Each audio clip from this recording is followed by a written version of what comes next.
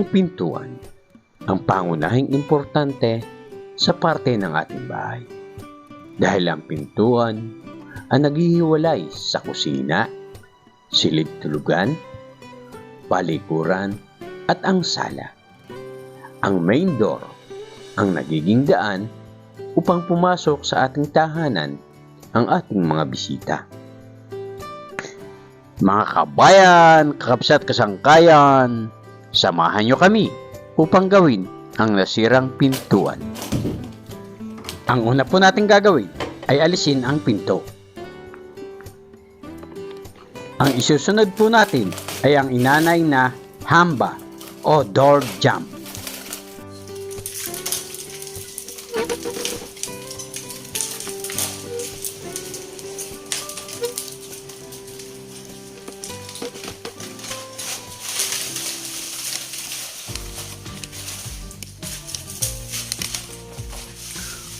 Wala na po talagang natira mga kabayan.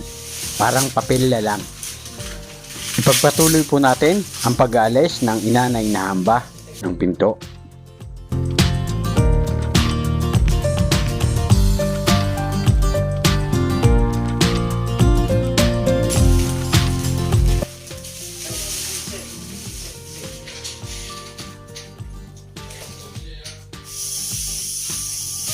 Gumamit po tayo ng pang-spray na pamatay ng anay upang kahit papano ay di na masyadong madamay pa ang ibang pinto.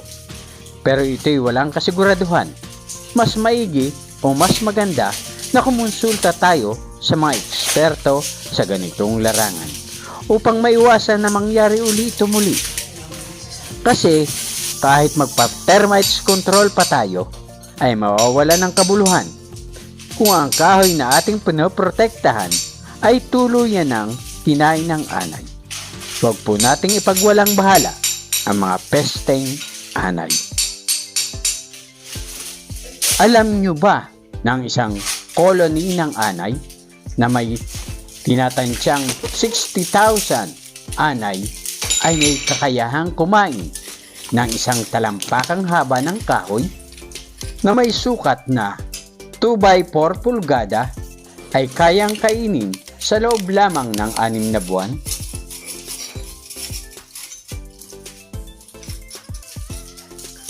Linisin po natin ng mabuti at tanggalin po ang mga sagabal para po sa ating ikakabit na metal door jamb. Ibig sabihin, ang 60,000 termites na isang colony ay kayang umubos ng 10 talampakang haba ng kahoy na may sukat na 2x4 pulgada sa loob lamang ng 5 taon. Nakababahala, kaya't unahan na natin ang mga anay bago pa mahuli ang lahat.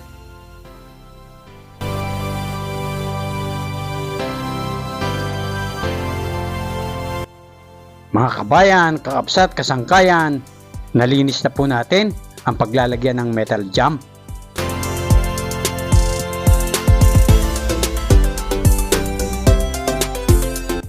Ngayon po mga kabayan ay kinuhawan na po ng ating kasamang si Chris ang metal jamb na ating ilalagay dito.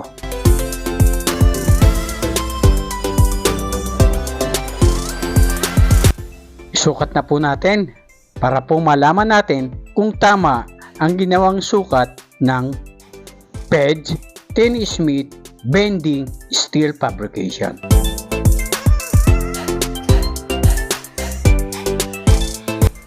Sa ganitong trabaho ay kailangan ng masusing pag-iisip at tiyaga upang magampanan natin ng tama ang ating ginagawa.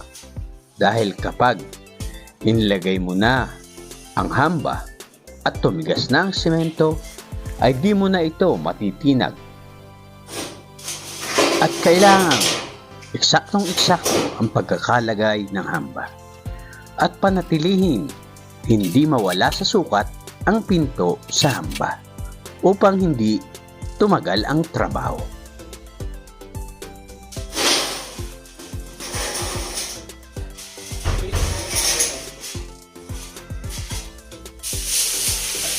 Isisingin natin ito.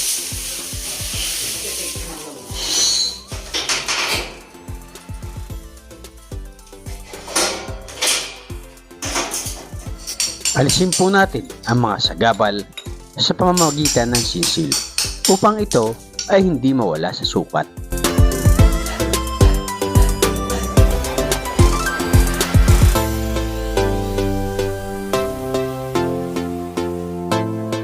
Hindi po pwede ang pwede na. Kailangan po ay pwedeng pwede. Mga kabayan, subukan po uli natin kung pwede na ang hambang metal.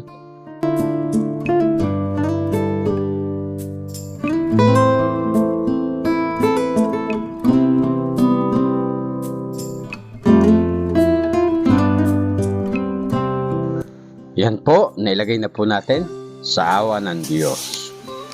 Yan po, sinusubukan na pong lagyan ni Chris ng semento ang mga gilid. At patutuyuin po natin ang semento at bukas na po natin ipagpapatuloy ang paggawa nito.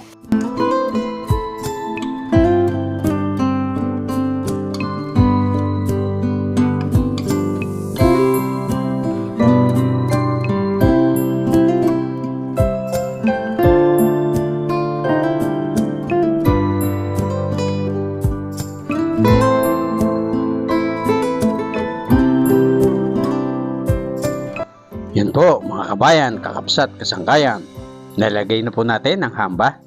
Ngayon po ay patutuyuin po natin at babalikan po natin bukas ng umaga upang ipagpatuloy ang trabaho. At lumipas ang magdamag. Natuyo na ang semento. Sinusukat po muli ng ating kasamang si Chris. Baka po kasi bumuntis ang hambay dahil sa semento. Hindi po natin nalagyan ng tukod sa gitna. Ngayon po, isusukatin naman po natin ang pintuan at ikukumpara natin sa hamba upang magkaroon po ng tamang pagitan ang pinto sa hamba at flooring. Hindi po tayo nagkamali. Tayo po ay nagkamali. Mahaba po ang pinto at kailangan bawasan. Normal lang po ang magkamali. Pero ang pagkakamali kapag paulit-ulit ay hindi na rin po maganda. Sa buhay ng tao, ang bawat pagkakamali ay dapat natututo tayo. Binawasan na po natin ng 1 cm ang haba ng pinto.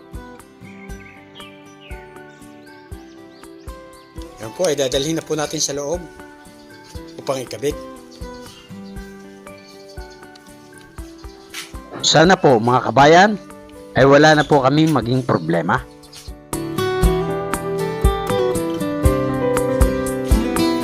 Subukan na po natin mga kabayan na ikabit ang pinto. Ilalagay na po ni Chris ang bisagra.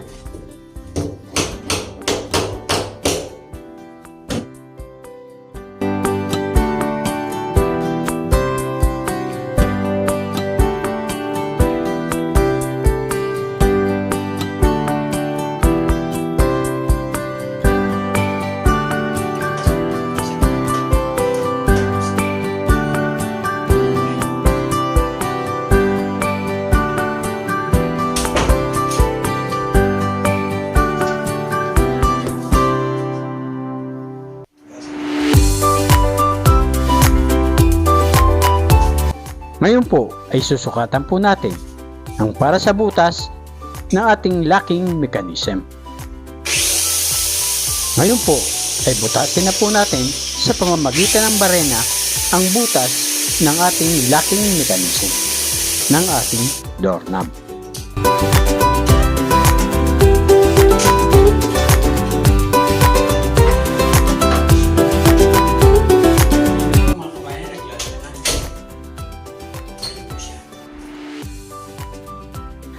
Ang susunod po natin gagawin ay takpan ang mga butas na ito hanggang doon sa pamamagitan po ng boral. Ang boral powder na kilala din sa tawag na UB888 ay pinong puting pulbos na pinaghalong borate at tartane of aluminum. Ito ang ginagamit nating pantapal sa butas at uka sa ating inilagay na metal door jamb. Dahil mabilis itong tumigas, hindi katulad ng semento na matagal tumigas at kailangan ng mahabang oras na paghihintay. Ang boral powder ay sandali lamang tumigas at pwede mo nang lihain at pinturahan pagkatapos.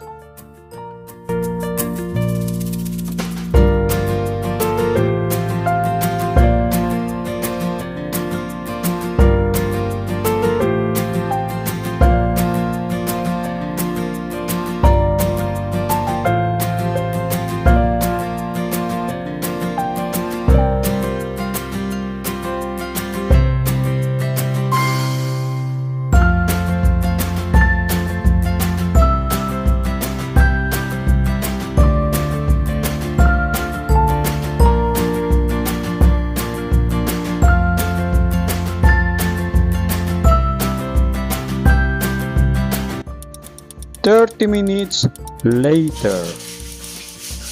Tuyo na po ang ipinahid po nating boral. Ngayon po ay lilihain na po natin.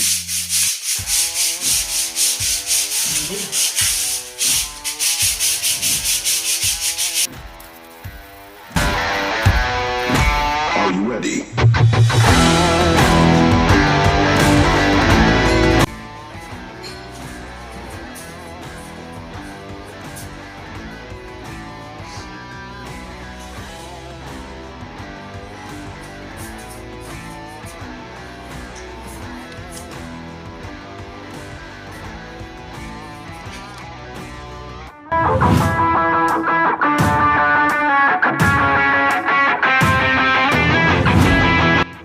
Malapit na pong matapos ang ating proyekto. Kung kayo po ay may mga katanungan, ay mag-comment lamang po at handa po kayong sagutin ni Juan Masipag na di tinatamad. Nagpapasalamat po ang pamunuan ng Juan Masipag TV sa patuloy niyo pong pagsuporta at sa patuloy na pagdami ng ating mga subscriber. Sa mga bagong viewer ni Juan Masipag TV ay hinihiling ko po sa inyo na mag-subscribe, pindutin ang notification bell, mag-like, mag-comment, at i-share upang maging updated po kayo para sa susunod ko pang mga i-upload na mga video na nakalilibang at kapupulutan ng kaunting kaalaman. Maraming salamat po sa inyong panonood. Hanggang sa muli! Bye-bye!